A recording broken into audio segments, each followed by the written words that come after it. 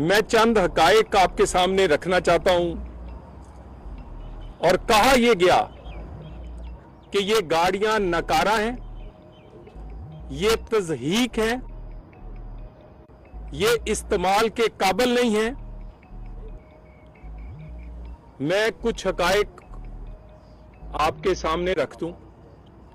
जो 3 गाड़ियां पहले मरहले में डिलीवर की गई आईजी केपीके को, वही गाड़ी इस वक्त मेरे पीछे खड़ी है।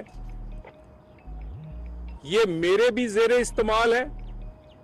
इसी तरह की गाड़ी वजीर दाखिला इस्तेमाल करते हैं और यही गाड़ियां कमोबेश हमारे वफाकी वुज़रा और सिक्योरिटी फोर्सेस के आला तरीन अफसरान इस्तेमाल करते हैं।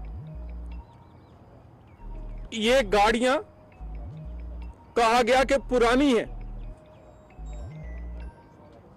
पाकिस्तान में बेशुमार सिक्योरिटी फोर्सेस, केपी पुलिस समेत इससे भी जायद पुरानी गाड़ियां जो हैं वो इस्तेमाल कर रहे हैं। ना सिर्फ वो अब इस्तेमाल कर रहे हैं, बल्कि इस तरह की बुलेट प्रूफ गाड़ियां वो इससे भी पुराने मॉडल्स की इंपोर्ट करते हैं।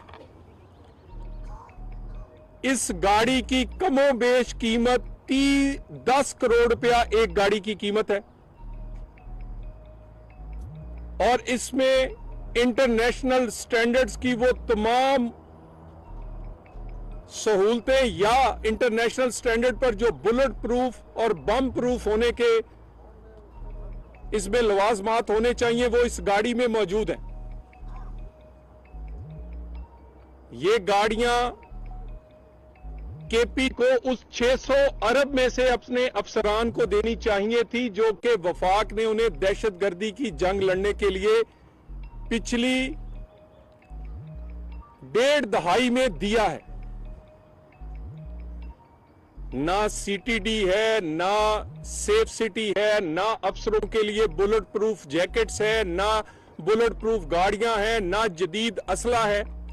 ये सिर्फ गाड़ियां कल कुछ दिन पहले डिलीवर नहीं की, बल्कि आईजी केपी को वजीर दाखिला ने कहा कि आपकी पुलिस के लिए वजीर आजम के हुक्म पर वफाकी हुकूमत ने अपना पेट काट के बुलेट प्रूफ जैकेट्स, रात को देखने के लिए इक्विपमेंट, जदीद तरीन ड्रोन समेत हथियार वो भी आपके लिए लिए हैं। और कब आपको डिलीवर किए जाएं, अगर आज टाइम है तो आज ही आपको डिलीवर कर दिए जाएंगे। कितनी अफसोस की बात है कि खुलूसे दिल से और पेट काट के वफाकी हुकूमत के उस बजट से जो गाड़ियां और साजो सामान केपी के उन बहादुर अफसरान और जवानों के लिए दिया गया, वो सियासत की नजर कर दिया आपने। मेरी इस गाड़ी को आपका हर कैमरामैन या आपका हर भाई जानता होगा कि ये हमारे इसी तरह की, मेरे समेत सबके गाड़ियां जेरे इस्तेमाल। किसी ने शिकवा नहीं किया कि इसका मॉडल पुराना है, इसकी लाइट पुरानी है। इस तरह के फैसले करते हुए इसकी वजूहात क्या है? एक वजह तो यह हो सकती है जो कि नजर आती है पिछली 1.5-2 दहाई से कि दहशतगर्दों के खिलाफ आप लड़ना ही नहीं चाहते। आपके अंदर खौफ है, आपके पॉलिटिकल मोटिव्स हैं। आप इस जंग को इसलिए नहीं लड़ रहे कि इससे रियासत ब्लैकमेल किया जा सकता है। आपने इसीलिए पिछले 13 साल में वफाक को आपको गाड़ियां देने की जरूरत ही ना पड़ती अगर आप भी पंजाब और सिंध की तरह अपनी गाड़ियां खरीद चुके होते, अपने लिए साजो सामान ले चुके होते, अपने अफसरान को ट्रेन करके और उसके पीछे खड़े होते। एक तो ये वजह है, और दूसरी ये सुहेल बुजदार लगाया गया है, दनिस्ता लगाया गया है। सोच समझ के लगाया है कि ऐसा कम अकल और बचगाना सोच वाला बंदा लगाया जाए जिसको कौमी मुफाद और अपनी जिम्मेदारी जो उसने हलफ उठाया है उसकी बजाय वो सियासी पॉइंट स्कोरिंग और अपने बानी को खुश करने के लिए बयानात और इस तरह के ड्रामे करे। अगर आपको ये बुलेट प्रूफ पसंद नहीं आई थी तो वजीर आला साहेब अपनी बुलेट प्रूफ जो बड़ी महंगी है वो दे देते ना। जंग तो वो लड़ रहे हैं, आप तो जंग नहीं लड़ रहे, आप झग मार रहे हैं, ड्रामे करते हैं। अपनी घर वो बुलेट प्रूफ जिसमें रोज आगे पीछे बैठ के और 4-4 बुलेट प्रूफ लेके घूमते हैं वो उनको दे दें फिर, अगर आपको ये मॉडल नहीं पसंद था तो। कोई ऐसे फैसले जो पाकिस्तान के आइन के आर्टिकल 148 के तहत सूबा इंडिपेंडेंट नहीं कर सकता, ऐसे फैसले जिसके असरात वफाक पर और पाकिस्तान पर हो, 148 के तहत आप आजाद नहीं हैं कि आप ऐसे फैसले करें कि पूरे पाकिस्तान में उसका तासर और उसके असरात जाएं। दहशतगर्दी की जंग पूरे पाकिस्तान की जंग है। वजीर आला बदलने से यह जंग नहीं रुकेगी, सोच बदलनी पड़ेगी आपको। वजीर आला बदलने से, नेशनल एक्शन प्लान से यह जंग जारी रहेगी और इंशाअल्लाह ताला जीत की तरफ बढ़ रही है। जल्द इसकी जीत होगी। अफसोस की बात तो यह है कि जो जवान, जो बहादुर पुलिस के अफसरान और जवान लड़ रहे हैं, निहत्ते लड़ रहे हैं, बगैर किसी इक्विपमेंट के लड़ रहे हैं, जिनको आपने मैदाने जंग में छोड़ के उसके पीछे भी आप नहीं सियासी तौर पे खड़े, वो शहादतें दे रहे हैं और आप अपनी सियासी पॉइंट स्कोरिंग के लिए इस तरह के इक्विपमेंट वापस कर रहे हैं ताकि रियासत की कमजोर कभी होगी तो आपको फायदा होगा, दहशतगर्द तकड़े होंगे तो आपकी सियासत को फायदा होगा। अपने जहन से निकाल दें, किसी अफसर पे वो हुक्म बाइंडिंग नहीं है जो आइन और कानून के तहत नहीं है।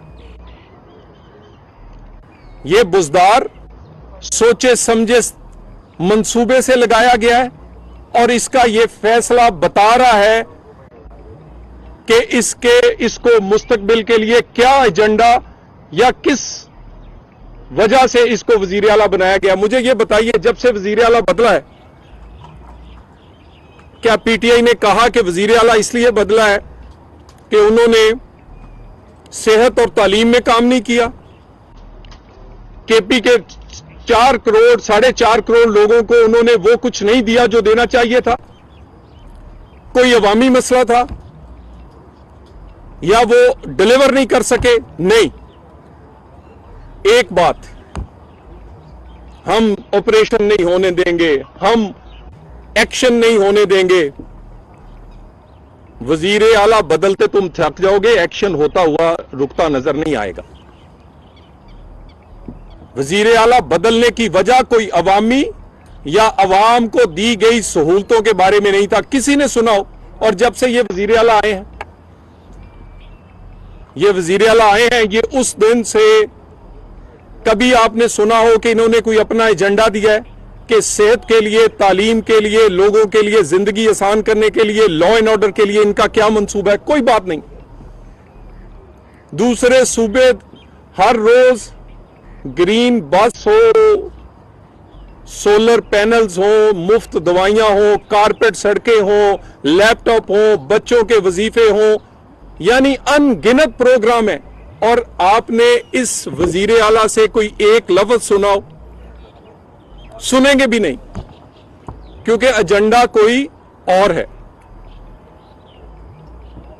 इसलिए ये आज की ये प्रेस कॉन्फ्रेंस सिर्फ इनकी शोबदाबाजी, इनकी ड्रामेबाजी और इनकी उस बचगाना सोच जिससे ये पॉइंट स्कोरिंग कर रहे हैं, उसके लिए की गई है। इस गाड़ी को खड़े करके कि बताया जा सके कि जिसको तुम रद्द कर रहे हो वो तुम्हारा सियासी फायदा तो उसमें हो सकता है, लेकिन उसमें किसी ना किसी की जान जा सकती है, कोई शहीद हो सकता है। और अब अगर इस तरह के नुकसान होंगे तो उसका जिम्मेदार भी तुम होगे।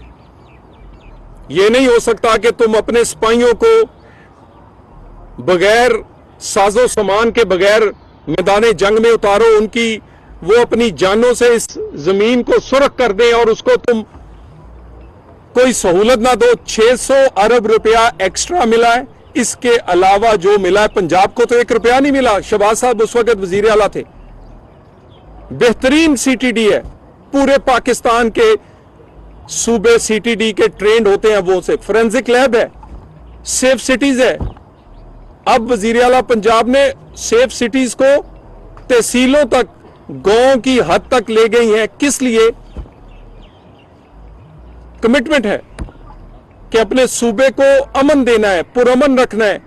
वो सारा साजो सामान पुलिस को देना है, वो जो चाहिए। पुलिस के लिए और सीटीडी के लिए पंजाब में ओपन चेक है, वफाक से नहीं मानते। और ना ही उन्हें 1% एक्स्ट्रा मिलता है हर साल, जिस तरह के केपी को 600 अरब से ज्यादा मिल चुका है। इस तरह की गाड़ियां, बुलेट प्रूफ जैकेटें और बाकी हथियार और साजो सामान अरबों रुपए का हम इसके अलावा दे चुके हैं। मैं इसके साथ दूसरा मामले पे जो टीएलपी के हवाले से है, उसके लिए भी चंद चीजें आपके सामने रखना चाह रहा हूं। कितनी अफसोस की बात है कि फलस्तीन पर, गजा पर मार्च करने वालों का एक मुतालबा भी फलस्तीन और गजा पे नहीं था। और कहते थे कि इस्राएली प्रोडक्ट्स पे बैन कर दिया जाए, पाकिस्तान से खत्म कर दिया जाए। 69 कड़ियां, 69 वॉचेस, ब्रांडेड वॉचेस इनकी तिजोरी से निकली है। इतनी तोशा खाने में भी पाकिस्तान के नहीं गई। और हर उस ब्रांड की वो घड़ी थी जिसको ये कहा करते थे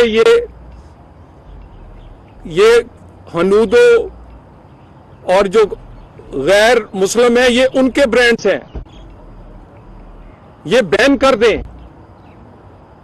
लोगों ने उन ब्रांड्स का नाम नहीं सुना होगा जिस ब्रांड की घड़ियां थी, किन पे, जिन पे ये कहते थे कि इन पर पाकिस्तान में पाबंदी लगा दे।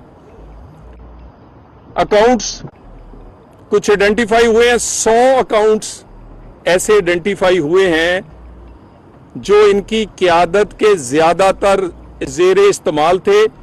और उसमें प्रॉफिट जो कि सूद पे मिलता है पाकिस्तान की बैंकों से, उसमें करोड़ों रुपए का प्रॉफिट वो साल में लेते थे। यानी जिस सूद पे ये कहते हैं लोगों को कि आप पाबंदी लगा दें, बैंकों में पैसे ना जमा कराएं, कुछ ना करें, उसी प्रॉफिट से अपने प्रॉफिट ले रहे हैं, उन पैसों से जो लोगों ने इन्होंने डोनेशन दिए हैं। और 100 अकाउंट्स ऐसे हम पब्लिक करने जा रहे हैं जिनमें इनकी करोड़ों रुपए की ट्रांजैक्शंस हैं। और उस ट्रांजैक्शन में करोड़ों रुपए का प्रॉफिट इन्होंने उसी बैंकिंग सिस्टम से लिया है जिसको ये कहते हैं कि सूद हराम है। आज के दिन तक लापता है। इन्होंने कफन बांधा था, लोगों के बच्चे शहीद हो या शहजाद इंस्पेक्टर हो, उसको दर्जनों गोलियां मार के तो शहीद करके चले गए, लेकिन ना कफन मिल रहा है, ना कफन बांधने वाला मिल रहा है। पाकिस्तान ऐसी मनफी सियासत और पाकिस्तान ऐसी मनफी सरगर्मियों का मुतहम्मिल नहीं हो सकता। ना केपी के वजीर आला जैसी कम अकल क़यादत को का मुतहम्मिल हो सकता है, और ना टीएलपी जैसी जमात जिसका मसला ही कोई और है, जो आज तक समझ नहीं आया, जिसका जो इंतहा पसंदाना एक सोच रख के इस पाकिस्तान में से न जाने क्या, एक साइड पर अफगानिस्तान हमलावर था, अफगानिस्तान हमारे लोगों पे बमबारी कर रहा था, और दूसरी साइड पर मुरीद के में टीएल पे के लोग डायरेक्ट गोलियां हमारे सिपाहियों पे चला रहे थे। दर्जनों लोग आज भी जख्मी हैं, अपाहज हैं, लाचार हुए हैं, शहीद आपके सामने है। यह किस गोली से हुआ है? तो इस तरह की सियासत और इस तरह की मनफी सियासत वो केपी का वजीर आला करे या टीएलपी की क़यादत करे, पाकिस्तान में उसकी गुंजाइश खत्म होती जा रही है और ये खत्म हो जाएगी। Thank you very much. Talal साहब की आपने बात की दहशतगर्दी की और फिर ऑपरेशन की, 22 ऑपरेशन हुए टोटल आज तक, तो न दहशतगर्दी खत्म हुई, न लोग महफूज है, न फौजी महफूज है, न पुलिस वाला महफूज है, न क्लास 4 महफूज है। क्या वजह है ये दहशतगर्दी की? और साथ साथ यहाँ पे इस्लामाबाद से इस तरह से एक ऑफिसर अगवा हुआ है मोहम्मद उस्मान, उसकी क्या अपडेट है? क्या इस्लामाबाद पुलिस लोगों की जान और माल की तहफ़्फ़ुज़ में नाकाम है? देखिए, पाकिस्तान में दहशतगर्दी पर पहले भी ऑपरेशंस हुए और 2017-18 इस बात का गवाह है कि पाकिस्तान में दहशतगर्दी तकरीबन खत्म हो गई थी। सिक्योरिटी फोर्सेस जान देती थी, लड़ती थी, मगर सियासी फोर्सेस उनके पीछे खड़ी होती थी, तो रिजल्ट दिनों में आया था। नवाज शरीफ के दौर में यही दहशतगर्दी फाटा से लेकर कराची तक और कोयटा से लेकर खैबर तक खत्म हुई थी। अब सिक्योरिटी फोर्सेस जान दे रही हैं, लड़ सकती हैं, कैपेसिटी रखती हैं, सियासी फोर्सेस को पीछे खड़े होना है। जब तक केपी ये कहता रहेगा बात करें भाई तुम अपना काम करो। बात कब करनी है, किससे करनी है, वफाकी हुकूमत का काम है। तुम्हारा काम है काम करना। बताओ तुम्हारा सूबा क्यों महफूज नहीं है? बाकी सूबे जिन्होंने सीटीडी बनाई, जिन्होंने इन्वेस्ट किया अपनी पुलिस पे, जिन्होंने सेफ सिटीज बनाए, फोरेंसिक लैब्स बनाई, जिन्होंने सियासी क़यादत पीछे खड़ी हुई, जिनके वहां तो दहशतगर्दी नहीं है। तो बात यह है, नालायकी और नाहिली जो है वो केपी के लोगों की जाने नहीं, बल्कि वो बिल्कुल दीमक की तरह केपी को नुकसान पहुंचा रही है। डिप्टी डायरेक्टर मोहम्मद उस्मान, दलाल साहब सुहेल अफरीदी जो है वज़ीर आला सुहेल अफरीदी जैसी क़यादत पाकिस्तान में शामिल नहीं हो सकता। तो आइन में तो एक ऑप्शन है सर, आइन पे इजाज़त है, विफाक को इजाज़त है, आइन में है गवर्नर राज, क्योंकि आपने कहा मुतामिल नहीं हो सकता ऐसा वज़ीर आला का। कहीं पे गौर हुआ है, कहीं पे ऑप्शन हुआ या कहीं तजवीज़ या क्या ये ऐसी अफवाहें हैं? देखिए, हम नहीं चाहते कि किसी जगह भी कोई ऐसा इकदाम उठाया जाए जो कि सियासी तौर पर जिसकी इजाज़त तो है आईनी तौर पे, लेकिन सियासी तौर पे इस तरह के इकदाम नहीं उठाने चाहिए। हम तो चाहते हैं कि केपी की हुकूमत, उसके पास मैंडेट है, वो अपने केपी के लोगों को महफूज करे। आज ज़रा इस्लामाबाद के हॉस्पिटल देखें, 50% से ज़्यादा मरीज हमारे वो भाई बहन हैं जो केपी से आए हैं, क्योंकि कोई अस्पताल नहीं है। यहां की कॉलोनियों में ज्यादातर लोग आबाद वो हैं जो हमारे केपी से आए हैं, क्योंकि वहां वो अपने आप को महफूज नहीं समझते। तो जिनका मैंडेट है वो काम करें, आइन में दी गए जो इख्तियार हैं उनको इस्तेमाल करने से गुरेज करते हैं। हर सियासी हुकूमत के वो ना इस्तेमाल करना पड़ेगा। टीएलपी के ऊपर पाबंदी लगाने जा रही है। दूसरा, साद रिजवी के मुतल्लिक कहा जा रहा है कि वो कहीं महफूज हाथों में है। तो कितने दिन गुजर गए हैं, हमारी सिक्योरिटी एजेंसी क्या कर रही हैं? साद रिजवी का अभी तक पता क्यों नहीं चल सका? देखिए, जो टीएलपी के हवाले से पंजाब हुकूमत ने एक रेफरेंस भेजा है जिसमें बहुत सारे हकायक हैं और आंखें खोल देने वाले हकायक हैं। कितना नुकसान किया है, किस तरह का इनका तर्ज अमल है और कौन इतने शवाहिद उसके अंदर भेजे गए हैं कि वफाकी हुकूमत, इंटीरियर मिनिस्ट्री जो है वो उस पर काम कर रही है। उस पर बाकी जो आईनी और कानूनी चीज़ें हैं उस पर उसके तहत काम कर रही है। मज़ीद इस पर ड्यू डिलीजेंस जो है, मजीद इन तमाम जो हमें क्वाइफ भेजे गए उनकी तहकीक उस पर कर रहे हैं, उसके बाद इसका फैसला कर दिया जाएगा। ये बताएं कि ये दहशतगर्दी के खिलाफ जो जंग है, ना ये केपी की है ना इस्लामाबाद की, पाकिस्तानी कौम और पाकिस्तान का इसमें नुकसान हो। आपने आज प्रेस कॉन्फ्रेंस की, कल आपके खिलाफ पेशावर में प्रेस कॉन्फ्रेंस हो जाएगी, ये आवाम का और पाकिस्तान का क्या बनेगा? देखिए, जिन लोगों ने उन्हें वोट दिए उनका गिरेबान पकड़े। मुझे ये बताएं कि ये वजीर आला अपनी उस पुलिस के सामने कैसे खड़े होगा जिनको ना हथियार दिए हैं, ना इन्होंने अपना सियासी साथ दिया है। यानी जो देना चाहिए था वो अगर उन्हें मिल रहा है तो उससे भी महरूम किया। मेरी तो समझ से बाहर है कि ऐसा बंदा अपनी फोर्स को लीड कैसे करेगा। खुद बुलेट प्रूफ गाड़ियों में बैठे हुए सुहेल बुजदार अपनी अफसरों को चाहते हैं कि वो निहत्ते उतर जाएं इस जंग में। तो मेरा ख्याल है ये केपी के लोगों को इनसे पूछना चाहिए कि ये सवाल कि ये क्यों कर रहे हैं। ये बताइएगा कि मौलाना फजल रहमान दी थी और कितनी गाड़ियां वापस आ गई। दूसरा, आपने टीएलपी के हवाले से कहा था कि ये किराए पे रखे हुए हैं, तो क्या आपने नाम नहीं था लिया, लेकिन आपका इशारा क्यों उन्हीं की तरफ है जिन्होंने फैजाबाद यूनिफॉर्म के अंदर इनको पैसे तकसीम किए थे?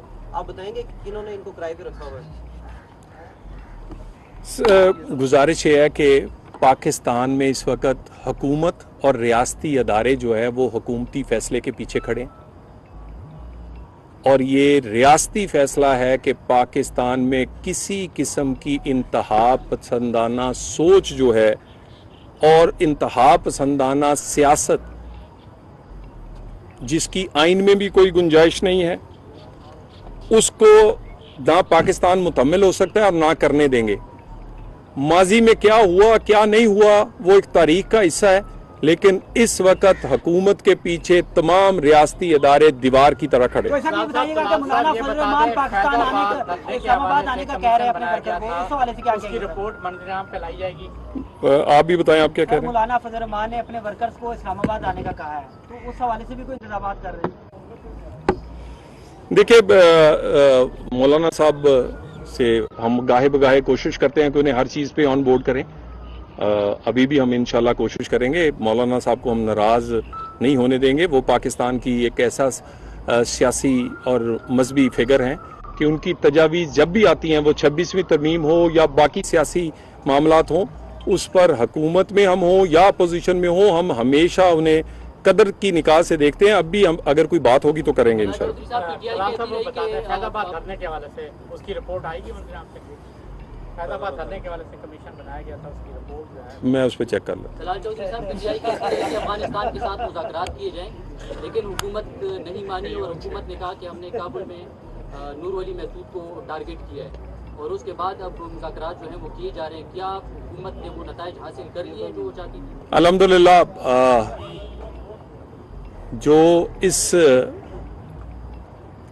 जो पाकिस्तान ने रिटेलिएट या पाकिस्तान ने अपने दफा में किया था अफगानिस्तान के अंदर और अफगानिस्तान की सरहदों पे, और उसके बाद जो दोहा में बातचीत हुई है उसके इंशाल्लाह ताला कुछ तो आपको वीडियोस और कुछ बहुत सारे चीज़ें जो हैं वो नज़र आनी शुरू हो गई हैं कि वो लोग जो दहशतगर्दी कर रहे थे और अफगानिस्तान की ज़मीन को इस्तेमाल कर रहे थे, उनको बहुत इस बातचीत की और इस एग्रीमेंट की तकलीफ हुई है, क्योंकि उन्हें लग रहा है कि अब वो उस तरह शायद ऑपरेट नहीं कर सकेंगे। हम उम्मीद रखते हैं, हमारा हमसाया मुल्क है, लेकिन पाकिस्तान का फैसला है कि दहशतगर्दी और दहशतगर्दों की पाकिस्तान और पाकिस्तान के अंदर जहां से भी हो रही है उसकी अब कोई जगह नहीं छोड़ी जाएगी। Thank you very much. वफाक को मिलने वाले फंड की वजाहत करेंगे दहशतगर्दी के खिलाफ? जी जी, वज़ीर आज़म की जानिब से कई इजलास बुलाए गए हैं जिसमें वज़ीर आला केपी सुहेल अफरीदी ने शिरकत नहीं की, तो क्या हुकूमत किन ऑप्शंस पर गौर व फिक्र कर रही है कि ये लिए जाएंगे अगर मज़ीद इजलास में मीटिंग में वो शिरकत? देखिए, ये उनकी कौमी जिम्मेदारी है। उन्होंने हलफ उठाया है और उन्होंने हलफ उठाया है केपी के 4.5 करोड़ लोगों की ज़िंदगी आसान बनाने के लिए, उनके लिए काम करने के लिए, आइन और कानून के मुताबिक पाकिस्तान को सर्व करने के लिए। उन्होंने किसी मुजरम को रहा कराने का हलफ नहीं लिया। तो इस तरह की हम उम्मीद करते हैं कि उनकी कोई काउंसलिंग करेगा। ये जो सुहेल बुजदार है जो इसको समझाएंगे, अगर कोई समझा दे तो यही इनके लिए बेहतर है। मजीद अभी बात करना मुनासिब नहीं। Thank you very much.